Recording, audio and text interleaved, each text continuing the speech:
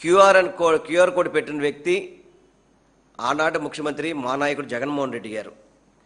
అదేవిధంగా ల్యాండ్ సర్వేల కోసం ప్రత్యేక విమానాలు కావచ్చు, హెలికాప్టర్లు కావచ్చు, సుమారుగా సర్వేయర్లు 14,000 మంది సర్వేయర్లను పెట్టి ల్యాండ్ సర్వేని పూర్తిగా కూడా చేయడం జరుగుతుంది.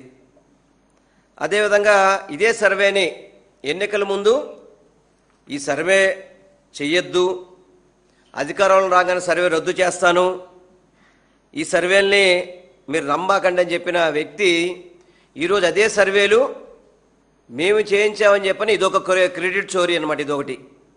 ఇదొక క్రెడిట్ చోరీ చంద్రబాబు నాయుడికి. ఇప్పుడు కూడా సర్వేలు చేస్తున్నారు, కానీ సర్వే చేయడమే తప్ప సర్వేకి రాళ్ళు లేవు, సర్వేలకి హద్దులు కూడా సరిగ్గా చూపెట్టే పరిస్థితి లేదు ఇప్పుడు చేసే చంద్రబాబు నాయుడు. సర్వే చేసాక రాళ్ళు పెట్టకపోతే అది సర్వే కింద వస్తుందా అసలుకి?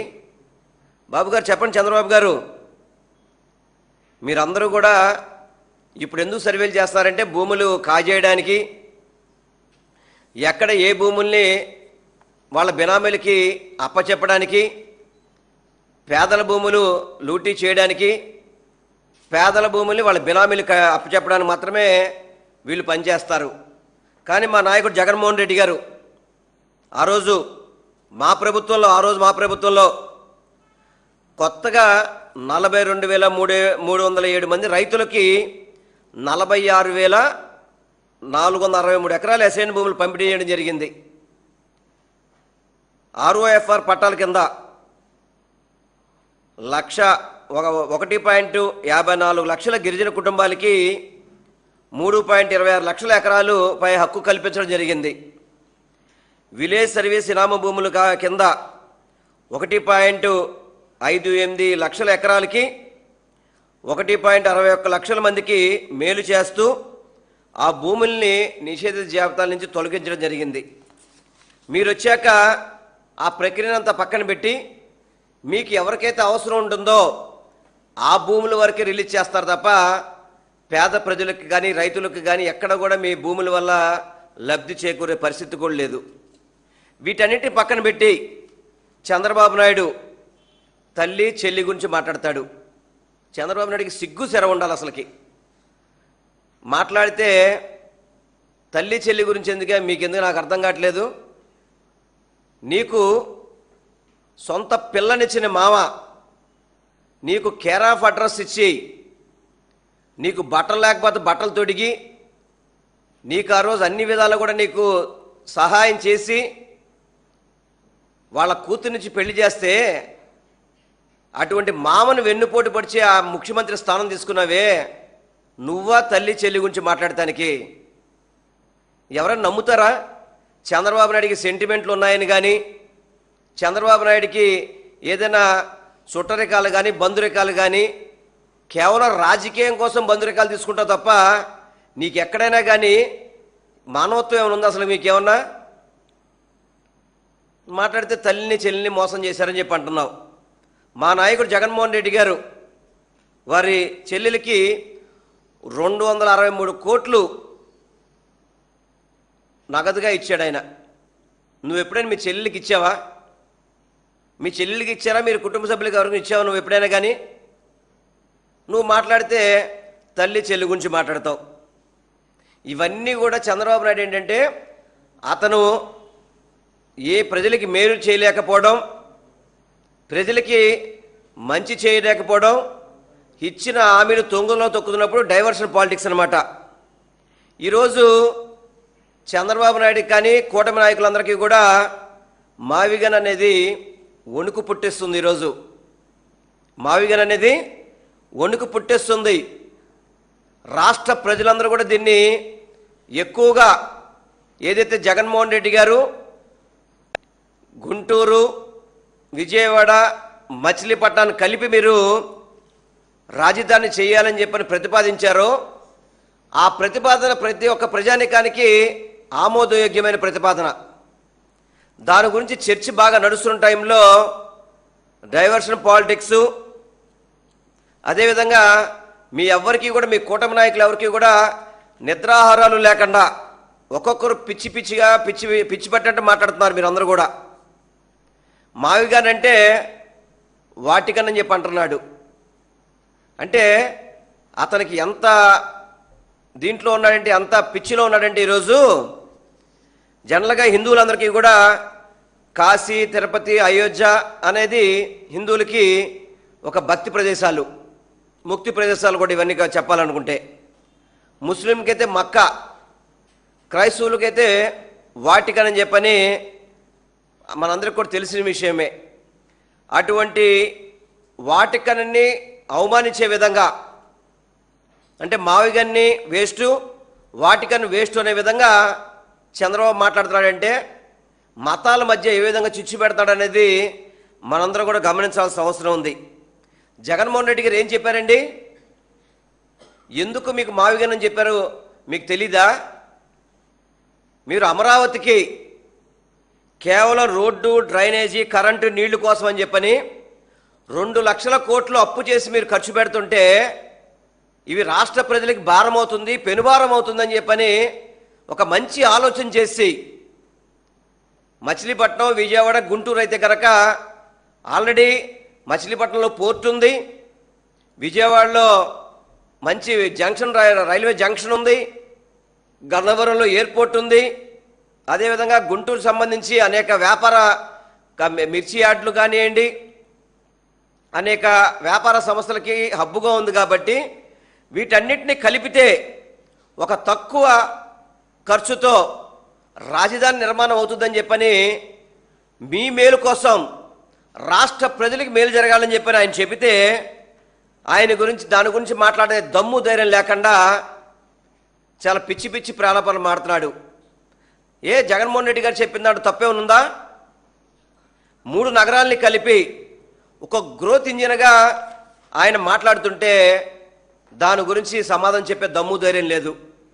అదేవిధంగా సుమారు 40 లక్షల నుంచి 50 లక్షల మంది జనాభా ఆల్రెడీ ఈ మచిలీపట్నం, విజయవాడ, గుంటూరు ఈ పరిసర ప్రాంతాలను కలుపుకుంటే అవుతుంది, జనాభా ఉంటారు కాబట్టి రాజధానికి అంత అనుకువగా అని చెప్తే దానికి సమాధానం చెప్పే పరిస్థితి లేదు.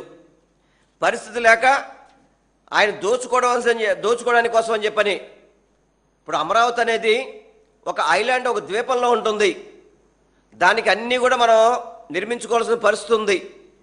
దానికోసమని ప్రత్యామ్నాయంగా జగన్మోహన్ రెడ్డి గారు చెప్పినప్పుడు మీరు కూటమిలో ఉన్న నాయకులందరూ కూడా దాని మీద పునర్పరిశీలిస్తే తప్పేమైనా ఉందా? మీకేమన్నా తప్పేమైనా ఉందా అంటున్నా? దాని గురించి మాట్లాడడానికి దమ్ము ధైర్యం లేక కుటుంబంలో సభ్యుల గురించి మాట్లాడతాం. అదేవిధంగా మీ బూత్ కృష్ణ వాడైతే వైఎస్ఆర్ కాంగ్రెస్ పార్టీ నాయకుల ఫ్యామిలీలు, లేడీస్ విషయం మాట్లాడడం, వాళ్ళ కించపరిచే విధంగా మాట్లాడడం. ఈరోజు అచ్చెన్నాయుడు కూడా పిచ్చి పిచ్చిగా మాట్లాడుతున్నాడు. అచ్చెన్నాయుడికి కూడా పిచ్చి బాగా ముదిరినట్టుగా ఉంది. అచ్చెన్నాయుడికి పిచ్చి పిచ్చిగా మాట్లాడుతున్నాడు. రాజశేఖర రెడ్డి గారు చనిపోయినప్పుడు జగన్మోహన్ రెడ్డి గారు ఎక్కడున్నారా అని చెప్పని. ఏమో సిగ్గు శరం ఉందా మీకేమన్నా? రాజశేఖర రెడ్డి గారి మరణం ఏ విధంగా జరిగిందో మనందరికీ తెలియదా? సంతకాలు సేకరణ చేశారు జగన్మోహన్ రెడ్డి గారు అని చెప్పి మీరు అందరూ చెప్తున్నారే. ఈరోజు బట్టి విక్రమార్క కాంగ్రెస్ తెలంగాణ డిప్యూటీ సీఎంగా ఉన్నాడు. ఆయన ఏం చెప్పాడయ్యా? మీకు వినపట్లేదా? ఈ సంతకాల సేకరణలో జగన్మోహన్ రెడ్డి గారికి సంబంధం లేదు అని చెప్పన్నాడు. ఆయన ఇప్పటికీ కాంగ్రెస్లో ఉన్నాడు కదా. రఘువీరారెడ్డి కాంగ్రెస్కి పిసిసి ప్రెసిడెంట్గా పనిచేశాడు, వివిధ శాఖలకు మంత్రిగా పనిచేశాడు. ఆయన ఏం చెప్పాడయ్యా? ఈ సంతకాలతో జగన్మోహన్ రెడ్డి గారికి అసలు సంబంధమే లేదు. జగన్మోహన్ రెడ్డి గారు ఇంకా ఆ రోజు మేము కాంగ్రెస్ పార్టీలో మంత్రిగా ప్రమాణ స్వీకారం చేయనంటే నన్ను గట్టిగా గదాయించి పంపించాడు ఆయన. మీరు తప్పు, మీరు వెళ్ళి ప్రమాణ స్వీకారం చేయమని చెప్పిన వ్యక్తే జగన్మోహన్ రెడ్డి గారు. అసలు జగన్మోహన్ రెడ్డి గారికి చంద్రబాబుకి పోలికే ఉంది అసలుకి ఏమన్నా? ఆయన ఇవన్నీ కాదని చెప్పని ఏదైతే మీరు చెప్పిన అపవాదులన్నీ కూడా ఇవన్నీ తృణప్రాయంగా వదులుకొని కాంగ్రెస్ పార్టీని ఎదిరించి సొంత పార్టీ పెట్టి ఆయన 151 మందితో ముఖ్యమంత్రిగా అయ్యాడు జగన్మోహన్ రెడ్డి గారు. మీరు చంద్రబాబు నాయుడు వెన్నుపోటు పడిచి ముఖ్యమంత్రి అయ్యాడు. ఈ రోజుకైనా కానీ చంద్రబాబు నాయుడుకి దమ్ము ధైర్యం ఉందా? ఒక్కడుగా పోటీ చేసి గెలిచే ధైర్యం, దమ్ము ధైర్యం చంద్రబాబు నాయుడుకి ఉందా? ఈ రాష్ట్రంలో నేనే సీనియర్ ముఖ్యమంత్రి అంటాడు కదా. ఈయన ముఖ్యమంత్రిగా చేసిన ప్రమాణ స్వీకారం చేసిన ప్రతిసారి కూడా ఏదో పార్టీతో ఎలయన్స్ లేకుండా సింగల్గా ఎప్పుడైనా అతని జీవితంలో పోటీ చేశాడా? భవిష్యత్తులో ఎప్పుడైనా సింగల్గా పోటీ చేసే దమ్ము ధైర్యం ఉందా? జగన్మోహన్ రెడ్డి గారు ఆ రోజు కాంగ్రెస్ పార్టీ అన్ని విధాలు ఆయన ఇబ్బంది పట్టిద్దని తెలిసి కూడా పార్టీని వదిలి బయటికి వచ్చి సొంత పార్టీ పెట్టి అనేక కష్టాలు పడి అనేక నెలలు జైల్లో ఉండి మీ తప్పుడు కేసుల వల్ల అనేక నెలలు జైల్లో ఉండి 151 స్థానాలు తీసుకొచ్చి సింగల్గా ముఖ్యమంత్రి అయిన మగోడు మా జగన్మోహన్ రెడ్డి గారు. నీలాగా పవన్ కళ్యాణ్ని, భారతీయ జనతా పార్టీని, కాంగ్రెస్తో అండర్గ్రౌండ్గా వాళ్ళతో డీల్ పెట్టుకోవడం కానివ్వండి, కమ్యూనిస్ట్ పార్టీలు కలుపుకోవడం, టీఆర్ఎస్ పార్టీని కలుపుకోవడం, అనేక పార్టీలతో కలుసుకుని చరిత్ర నీది. నువ్వు చరిత్రహీనుడి చంద్రబాబు నాయుడు, నువ్వు చరిత్రహీనుడివి. నువ్వు జగన్మోహన్ రెడ్డి గారితో పోల్చుకుంటావా? నీ కొడుకు వయసున్న జగన్మోహన్ రెడ్డితో పోటీ పడలేవు నువ్వు. ఆయన ఈ రోజు కూడా నేను సింగల్గా పోటీ చేస్తానని చెప్తాడు.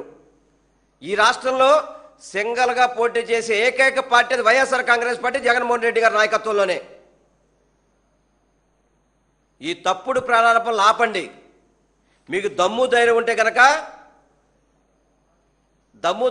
కనుక జగన్మోహన్ రెడ్డి గారు చెప్పిన ప్రతిపాదనని సమాధానం చెప్పండి. మీరు ఎందుకు మీరు వ్యతిరేకిస్తున్నారు? అసలుకి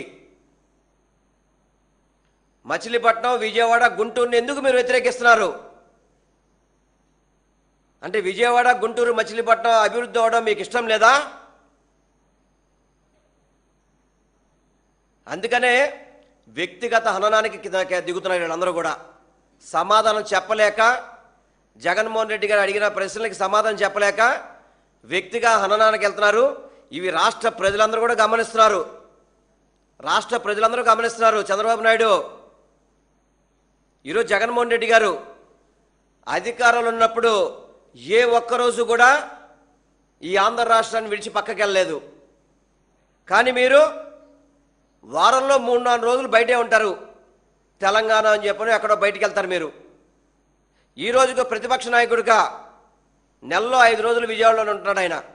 మన ఆంధ్ర రాష్ట్రంలో ఉంటాడు నెలకు 5 రోజులు. మీరు ప్రతిపక్షంగా ఉన్నప్పుడు ఎక్కడ ఉండేవాళ్ళండి మీరు? మీ అడ్రస్ అందరిది కూడా హైదరాబాదే. నువ్వు కానీ, పవన్ కళ్యాణ్ కానీ, అదేవిధంగా మీ కొడుకు నారా లోకేష్ కానీ, మీరు ఎప్పుడైనా రాష్ట్రంలో ఉన్నారా ప్రతిపక్షంగా ఉన్నప్పుడు? అసలు కోవిడ్ టైంలో ఏ ఒక్కరైనా కానీ రాష్ట్ర ప్రజలకు అందుబాటులో ఉన్నారు మీరు ఎప్పుడైనా కానీ? జగన్మోహన్ రెడ్డి గారు అధికారంలో ఉన్నా లేకపోయినా ఎప్పుడు కూడా ఆంధ్ర రాష్ట్రంలోనే ఉంటాడు ఆయన. ఇక్కడ ఉండి రాజకీయం చేస్తుంటే ఇక్కడ ఉంటే ప్రజలకు మంచి చూస్తుంటాడు. అటువంటి వ్యక్తి మీద మీరు తప్పుడు ఆరోపణలు చేయడం, ప్రతిరోజు కూడా వ్యక్తిగతంగా ఆయన్ని అనేక విధాలుగా దూషిస్తున్నారు. ఇవి రాష్ట్ర ప్రజలందరూ కూడా గమనిస్తున్నారు. రాష్ట్ర ప్రజలందరూ కూడా మీరు మాట్లాడే తప్పుడు మాటలు కావచ్చు, మీరు చేసే తప్పుడు ప్రచారాలు కావచ్చు, ప్రజలు తిప్పికొట్టే రోజులు ఎంతో లేటుగా లేదు. కొద్ది రోజుల్లోనే ప్రజలు మీకు బుద్ధి చెబుతారు. మీరు జగన్మోహన్ రెడ్డి గారు ఏదైతే చెప్పిన ప్రతిపాదనని ఎందుకు వ్యతిరేకిస్తారో సమాధానం చెప్పాలి. అదేవిధంగా నేను అడిగేది మచిలీపట్నం కానీ, విజయవాడ కానీ, గుంటూరు చెందిన ప్రజాప్రతినిధులందరూ కూడా నిలదీయాలి చంద్రబాబుని. ఎందుకు మా ఏరియాలో అభివృద్ధి చెందుతుంటే మీరు వద్దంటున్నావు అని చెప్పని నిలదీయాలి. నిలదీయకుండా కనుక మీరు ఇదే విధంగా ఉంటే కనుక ప్రజల్లో ద్రోహులుగా మిగిలిపోతారు మీరందరూ కూడా అని చెప్పని తెలియపరచుకుంటూ, ఇప్పటికైనా కానీ చంద్రబాబు నాయుడు ఆయన వయసుకు తగ్గట్టుగా మాట్లాడాలి తప్ప అలా కాకుండా వ్యక్తిగత హననానికి వెళ్ళడం కానీ, కుటుంబ సభ్యుల మీద మాట్లాడటం కానీ ఇది మర్యాద కాదు, సభ్యత కాదు అని చెప్పని నేను చంద్రబాబు హితుకు పలుకుతున్నాను. Thank you.